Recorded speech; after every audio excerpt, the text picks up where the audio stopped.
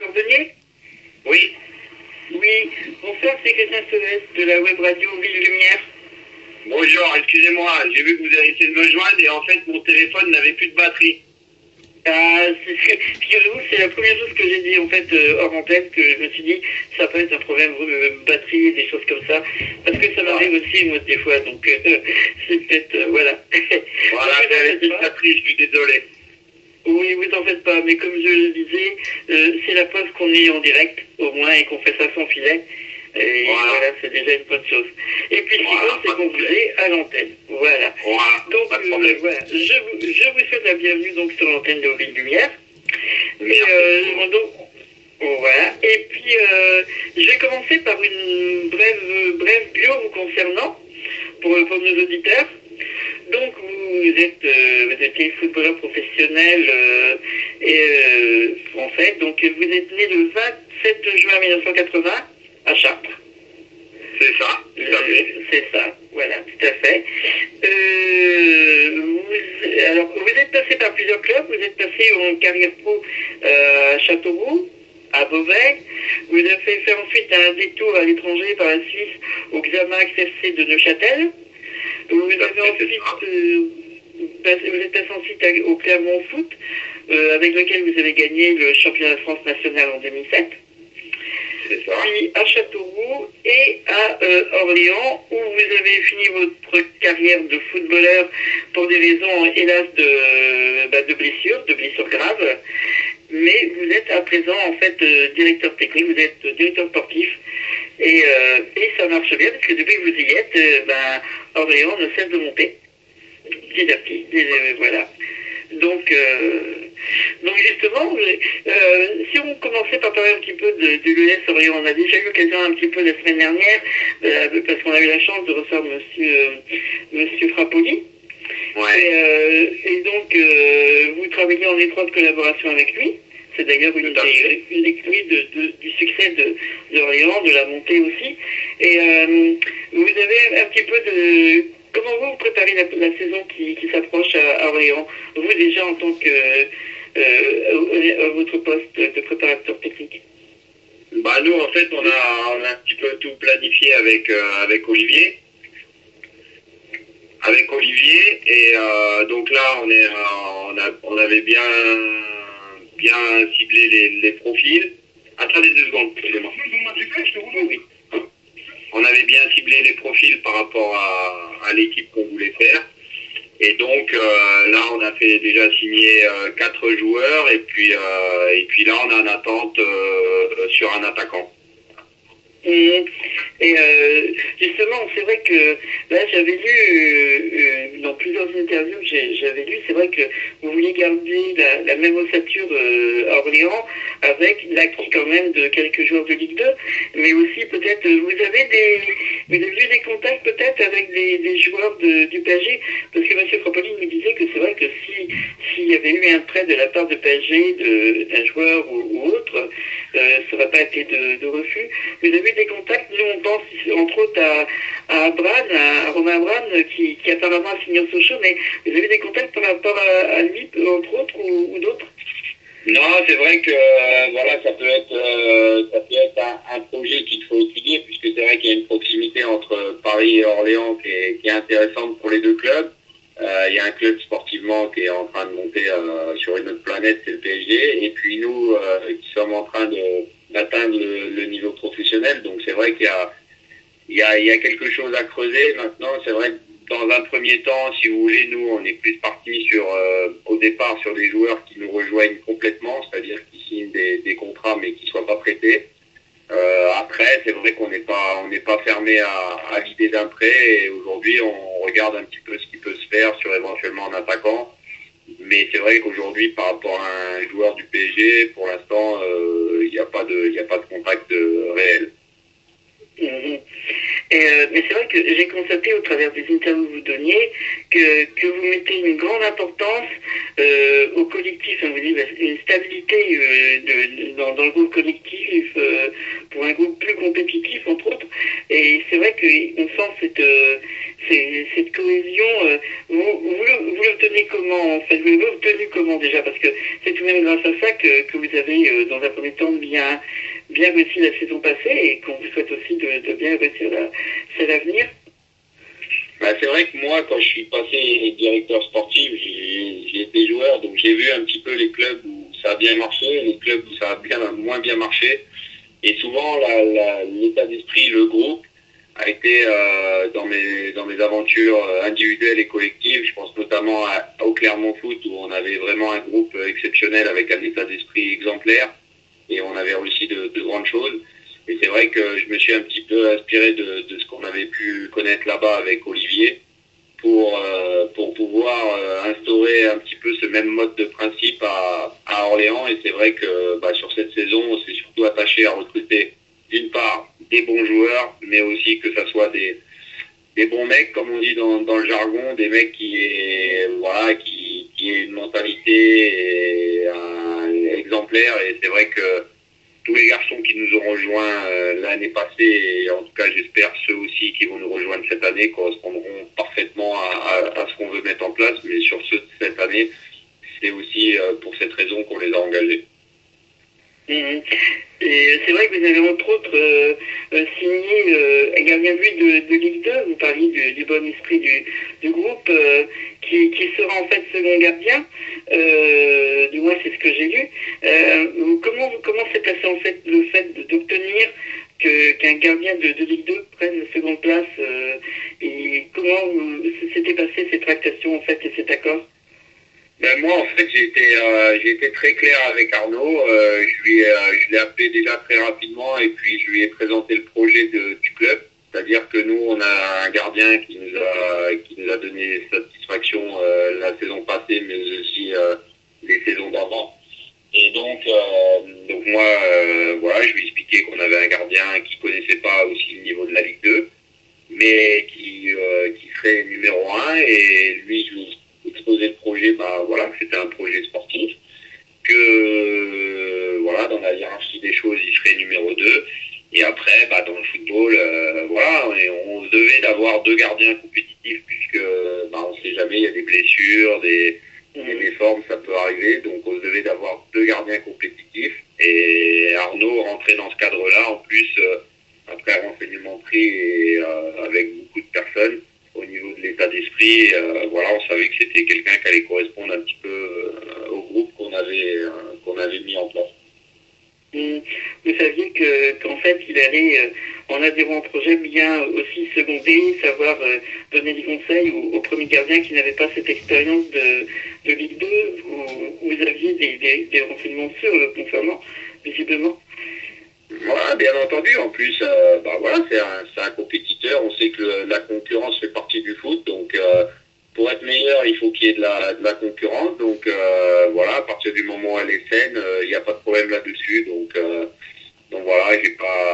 je sais que tout se passera bien. Qu'Arnaud fera ce qu'il faut pour que le numéro 1 soit performant et au numéro 1 de continuer ce qu'il a fait depuis plusieurs saisons au club, d'être performant aussi. Voilà, c'est le football, c'est un sport collectif mais aussi individuel, donc il faut sans cesse se remettre en question. C'est la marque de fabrique d'un joueur, en tout cas, qui veut réussir une belle carrière. Est-ce qu'on peut s'attendre encore à des surprises dans l'acquisition de joueurs, dans la composition future de l'équipe de l'US Orléans pour la saison à venir? Vous avez encore des vues sur certains joueurs? Écoutez, nous, c'est vrai que notre recrutement il n'est pas terminé. Je veux dire, on est à la recherche d'un attaquant. C'est une denrée rare dans le football. Maintenant, on y travaille. J'espère qu'on arrivera à constituer notre groupe au complet pour pouvoir partir en stage le 5 juillet à Dinard avec la totalité de notre groupe et pouvoir travailler le stage sur la cohésion, sur la mise en place de l'équipe pour que tout soit bien calé et qu'il n'y ait pas quelqu'un qui arrive au dernier moment, parce qu'on sait que c'est jamais facile. Tout à fait. Et Alors, c'est vrai qu'ici, à Ville-Lumière, nous sommes une station écoutée essentiellement, enfin, en grande partie par des supporters du PSG. On parlait du bon lien avec le PSG au niveau du S Orléans. Quelles seraient quelles sont vos idées concernant le PSG à venir? Comment vous le voyez pour la saison prochaine? Le PSG, je pense que voilà, cette année, ils ont fait un très très gros parcours en Ligue des Champions. Je pense qu'ils auraient pu aller plus loin. Ils ont survolé le championnat de France. Voilà, je pense que c'est une équipe qui, au fur et à mesure des années, va devenir, va dominer le championnat français, mais va être aussi un des favoris pour la Ligue des Champions. Ils ont déjà acheté David Luiz. Je pense qu'ils vont pas s'arrêter là. Bon voilà, ça sera une équipe fabuleuse pour le championnat français. Et je pense que pour tout amateur de foot, d'avoir une équipe comme ça, et c'est quand même un régal de pouvoir voir des matchs de ce niveau-là et des joueurs de ce niveau-là aussi. Et vous ne pensez pas, parce que c'est vrai que ça a été une critique de la part de beaucoup de gens, que l'équipe, y compris de certains professionnels qu'on a eu la chance de recevoir ici, que en fait le PSG tient essentiellement parce que Ibra est là, parce que je fais référence à cela, parce que j'ai lu entre autres dans une autre interview, je suis désolé de ne pas citer les sources parce qu'elles ne me reviennent pas, c'était lors de mes lectures, que pour vous en fait c'est aussi important d'avoir un club qui tenait tous ensemble et pas juste, c'était à l'occasion dans l'interview que vous aviez donnée le journaliste vous parlait du fait que votre meilleur buteur n'avait pas marqué tant de buts que ça, et vous parliez justement de cette cohésion, et c'est vrai que par contre au PSG, bon bien sûr il y a des Pastoré, il va y avoir d'autres joueurs, il y en a déjà d'autres, mais c'est vrai qu'on a l'impression qu'il y a toujours Ibra, et puis après il y a plus quand il n'est pas là, quoi. Votre avis là-dessus, en fait, vous seriez d'accord ou vous mettriez tout de même un bémol sur cet avis?